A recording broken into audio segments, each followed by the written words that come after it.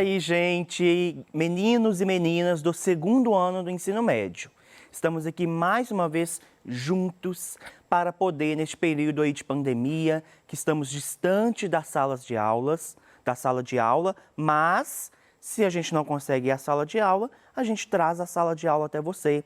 E hoje nós vamos falar de um assunto muito legal, muito importante, que é a literatura brasileira. Vimos aí já vários aspectos relacionados à literatura durante todas as nossas aulas. E hoje eu quero especificar com vocês a literatura brasileira. Vejamos então, olha, antes disso a gente precisa de relembrar o que nós vimos na nossa última aula. A nossa última aula foi também muito importante porque falamos do hábito da leitura, falamos da importância da leitura sobre as nossas vidas. Vimos então que a leitura é o ato de ler. Mas é só isso, professor? Não. Nós destacamos aqui sobre a importância da leitura e sobre o que é a leitura como uma questão crítica, como uma questão que pode nos ajudar muito em todos os aspectos da nossa vida.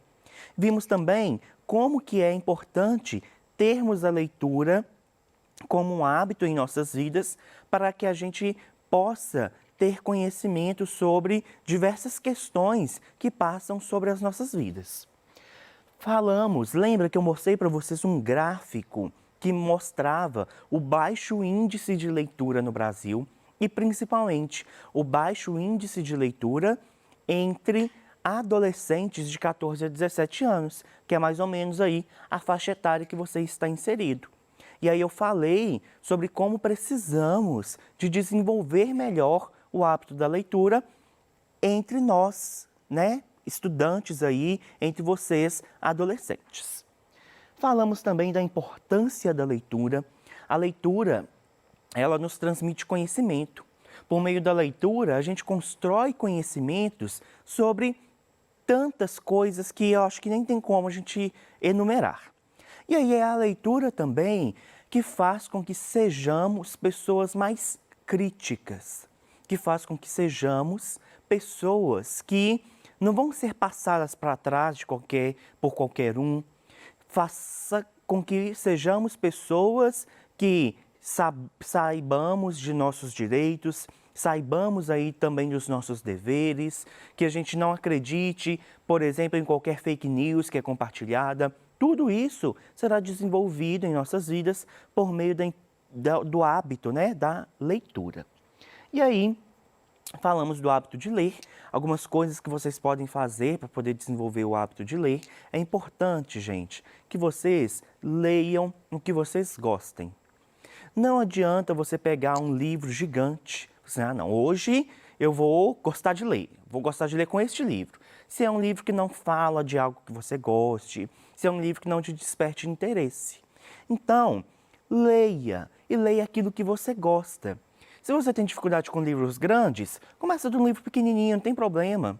Se você, mesmo assim, um livro pequenininho está complicado, começa da revista em quadrinhos. As revistas em quadrinhos são gêneros excelentes para a gente começar a criar aí um hábito de leitura. Então, leia aquilo que você goste, leia um tema que te atraia.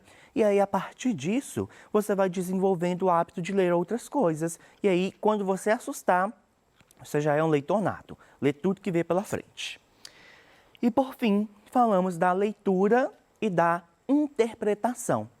Às vezes, você lê e não entende nada. Já aconteceu isso com você? Eu mesmo, dependendo do texto que eu for ler, se eu for ler um texto lá, por exemplo, de física, eu não vou entender muita coisa. Por quê? Não é algo que eu domino. Mas, se eu ler, se eu estudar melhor aquilo, eu vou conseguir interpretar. Então, ler é uma coisa. Agora, interpretar aquilo que a gente lê já é uma outra história, mas também é uma habilidade que nós precisamos de desenvolver, que é a interpretação de textos. Beleza? Relembramos então já o que vimos e aí vamos continuar com o conteúdo de hoje. Uma bela forma de praticarmos a leitura é por meio da literatura. E é aí que a gente entra no nosso assunto de hoje. A literatura brasileira, então. Vamos um pouquinho de história da literatura, tá?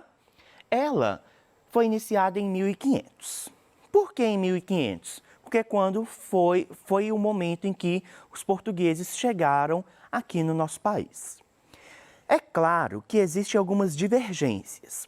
Tem algumas pessoas que estudam a literatura que não acreditam que a literatura de 1500 era uma literatura brasileira. Por quê, professor?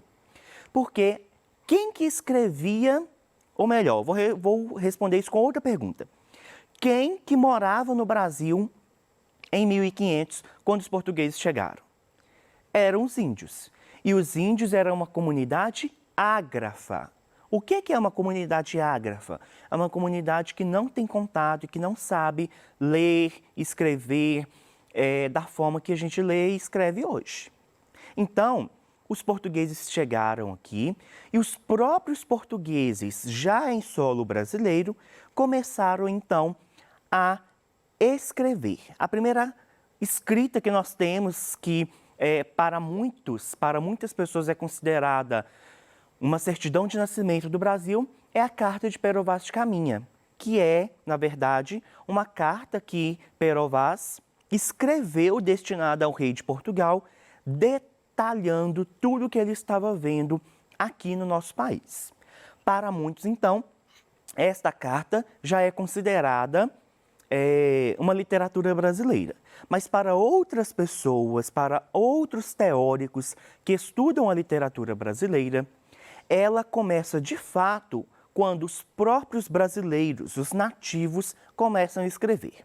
Mas isso, gente, é um assunto que a gente não vai entrar e que é até complicado de a gente resolver. É uma conversa aí que já existe há muitos anos e que vai continuar existindo. O que nós precisamos de entender neste momento é que a gente pode acreditar que a literatura brasileira iniciou-se em 1500 e que ela pode ser dividida em duas partes, em dois grandes grupos. O primeiro grupo é a Era Colonial. O que é a Era Colonial?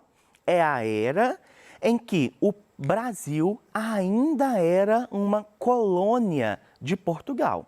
Por isso que é a Era Colonial. Colonial aí, que vem da palavra colônia. E dentro da Era Colonial, nós temos algumas escolas literárias. Aí é outra coisa que eu quero falar com vocês o que é. Uma escola literária, ela é um período da literatura. A escola literária, então, ela é um momento com características específicas da literatura. Por exemplo, dentro da Era Colonial, nós temos o quinhentismo, o barroco e o arcadismo. Nós temos, então, 3 escolas literárias. E essas 3 escolas literárias, elas aconteceram em tempos diferentes e, de tanto que é tempo diferente, que a gente pode chamar de quinhentismo, de seiscentismo e de setecentismo. Por quê? Aconteceu nos anos de 1500, aqui nos anos de 1600 e aqui nos anos de 1700, tá? Épocas, então, diferentes e com características diferentes. Cada uma dessas escolas literárias, elas buscavam ali características específicas, características diferentes. Por exemplo, o quinhentismo tinha muito dentro de si ali, dentro das pessoas que escrevia, 2 tipos de literatura.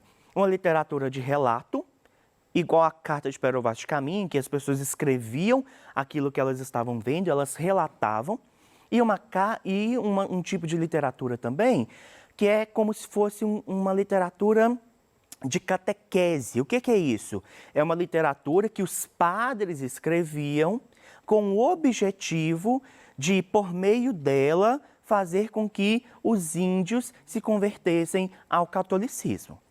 Então, essa é uma característica do quinhentismo e cada uma dessas escolas literárias tem as suas características também.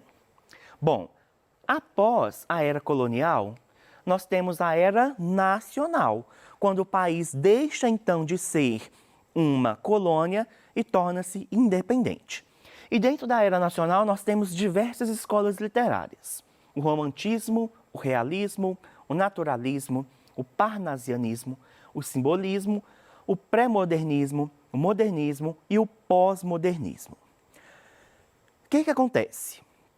Aqui nós temos também épocas diferentes, mas existem algumas delas que ocorreram no mesmo tempo. Por exemplo, o realismo e o naturalismo, eles aconteciam mais ou menos no mesmo tempo, mas, mesmo assim, mantinham as suas características específicas. E aí, eu daqui a pouquinho vou mostrar para vocês um exemplo de um livro que é do realismo e um exemplo de um livro que é do naturalismo. Continuando então.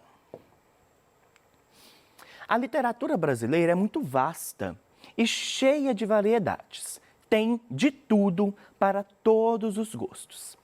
Existem alguns gêneros textuais que nos permitem saber os principais pontos de uma obra, o que nos instiga a lê-la. Olha só então que interessante. Existem alguns gêneros textuais que eu vou mostrar para vocês e que está lá no pet de vocês também, que faz com que a gente crie mais uma vontade de ler uma determinada obra literária. E o primeiro que eu quero apresentar para vocês é a sinopse. Vamos ler então a definição. A sinopse é a primeira porta que o leitor entrará antes de ler um livro. Trata-se de uma síntese da obra, uma abreviação da história. No geral, ela fica na orelha do livro ou na contracapa. A sinopse deve contar um pouco do que o leitor irá ver no livro, mas não deve ter muitas revelações, pois senão não tem por que o leitor querer ler. Além disso, a sinopse deve deixar sempre o gostinho de quero mais, para que a pessoa que estiver lendo desperte o interesse pelo restante da história no mesmo momento. A sinopse, então, é um gênero textual que vai falar um pouquinho daquela história, ou que, em alguns casos, vai colocar até um trechinho da história. Tudo isso para instigar você a querer ler essa história. E aí, como exemplo, eu trouxe esse livro aqui para vocês, olha. O nome dele é O 15 e ele foi escrito pela autora Raquel de Queiroz. Essa autora, Raquel de Queiroz, ela escreveu já há alguns anos, tá? E ela conta neste livro um pouquinho da seca, de uma grande seca que ocorreu no Nordeste em 1915. Este livro aqui foi publicado em 1930. Vamos ler então a sinopse desse livro, olha. A faca brilhava no chão, ainda ensanguentada, e atraiu os olhos de Chico Bento.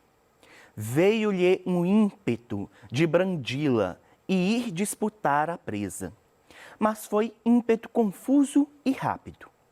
Ao gesto de estender a mão, faltou-lhe o ânimo. O homem, sem se importar com o sangue, pusera no ombro o animal sumariamente envolvido no couro e marchava para casa, cujo telhado vermelhava lá além. Nós temos então aqui a sinopse deste livro. Ela está na contracapa. A contracapa é justamente este lugar, olha. A capa e a contracapa, do lado oposto, tá bom? E aqui está a sinopse. A sinopse deste livro aqui, olha, ela é justamente um trechinho da história, que ao ler a gente vai querer saber quem que estava ensanguentado, o que aconteceu, será que alguém matou alguém? Será que foi um animal que foi assassinado, que foi morto? E por que foi? Isso é a função da sinopse. Continuando, vamos ver aqui então um outro gênero textual que nos instiga também a fazer a leitura, tá? É o resumo. O resumo é um gênero textual em que a síntese e a objetividade devem estar presentes. Trata-se de um texto em que são dispostos e apresentados os pontos essenciais ideias ou fatos principais que foram desenvolvidos no decorrer de outro texto. Esses pontos são expostos de forma abreviada, sempre respeitando a ordem em que aparecem no texto resumido. Olha só então, eu trouxe aqui para vocês, inclusive já até deixei em negrito alguns pontos importantes do resumo. É uma síntese e ela busca pela objetividade. Presta atenção então. Enquanto a sinopse, ela vai trazer ali um ponto da história interessante que vai instigar você a ler, o resumo, ele vai ser feito de toda a história, não é só de um ponto. Toda a história será resumida. E aí, neste resumo, nós temos os principais pontos. Nós temos aí os principais fatos e acontecimentos dentro dessa história. E eu trouxe um exemplo para vocês também, que é o resumo deste livro aqui, olha. O nome do livro é O Cortiço, ele foi escrito por Aloísio de Azevedo e este aqui é um exemplo do que eu falei com vocês. Este livro aqui é um exemplo do naturalismo, que é uma escola literária, tá bom? Vamos ler então o resumo deste livro. O livro narra inicialmente a saga de João Romão, rumo ao enriquecimento. Para acumular capital, ele explora os empregados e se utiliza até do furto para conseguir atingir seus objetivos. João Romão é o dono do cortiço, da taverna e da pedreira. Sua amante, Bertoleza, o ajuda de domingo a domingo, trabalhando sem descanso. Presta atenção então, olha, eu trouxe o início, né, o resumo do início dessa história, é claro que o resumo é muito maior. E aí, neste resumo, nós temos a apresentação já de um personagem, na verdade de dois, né, porque tem a Bertoleza também. E nós temos os pontos principais, os fatos principais sobre o João Romão, tá? Que ele tinha o objetivo de enriquecer, porque isso é muito importante para a história, porque ao longo da história ele faz diversas coisas para poder ficar mais rico. E que ele era dono do cortiço. O cortiço era um lugar em que as pessoas moravam. Era uma espécie de vila, tipo a Vila do Chaves, era tipo isso, tá? Ele era dono da taverna. A taverna hoje é o que a gente conhece como uma mercearia, um comércio pequenininho, assim, que vende de tudo e que também pode ser um bar. E da pedreira. A pedreira era um local em que as pessoas tiravam ali as pedras, né? Era uma espécie de montanha, que os trabalhadores tiravam as pedras ali, tratavam essas pedras e vendia para diversos fins. Então, aqui, olha, eu tenho um exemplo de resumo, que é um gênero textual que vai fazer ali com que você queira ou não ler aquela obra. Um outro exemplo é a paráfrase. Paráfrase é um texto elaborado com base em outro já existente. A paráfrase é um tipo de intertextualidade. Parafrasear significa interpretar um texto com as próprias palavras, mantendo o seu sentido original. Então, eu trouxe para vocês aqui o exemplo, e aí a minha versão do livro não é igual a que está aqui, mas o livro Memórias Póstumas de Brás Cubas. E este livro aqui é um livro muito interessante, tá? Que a gente pode parafrasear. Parafrasear, de tanto que vocês perceberam que eu nem coloquei aqui, por quê? Parafrasear é contar com suas próprias palavras aquilo que você está lendo. Tudo bem? E por fim, nós temos o spoiler. O spoiler, então, tem a origem do verbo spoil, que significa estragar. É um termo de origem inglesa. Spoiler é quando alguma fonte de informação, como um site ou um amigo, revela informações sobre o conteúdo de algum livro ou filme sem que a pessoa tenha visto. Então, olha, tem esse livro aqui, O Enigma da Espada. Ele foi escrito pela Poliana Nogueira, que é uma escritora aqui de Belo Horizonte. E este livro se passa em Belo Horizonte, é muito legal. E o que seria o spoiler? O spoiler, este livro aqui, na verdade, ele é um romance policial.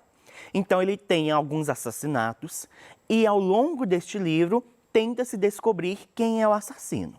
Seria spoiler se eu contasse para vocês quem é o assassino, porque a gente leu o livro inteiro para poder pensar quem é o assassino dessas pessoas. E se eu te contasse, seria um spoiler, mas eu não vou te contar, que é para você ler este livro, que é muito legal. Galera, então, essas aqui foram as referências que eu usei. Muito obrigado pela aula de hoje. Estaremos aí juntos na nossa próxima aula, no nosso próximo ciclo. E eu espero que vocês fiquem bem. Até a próxima.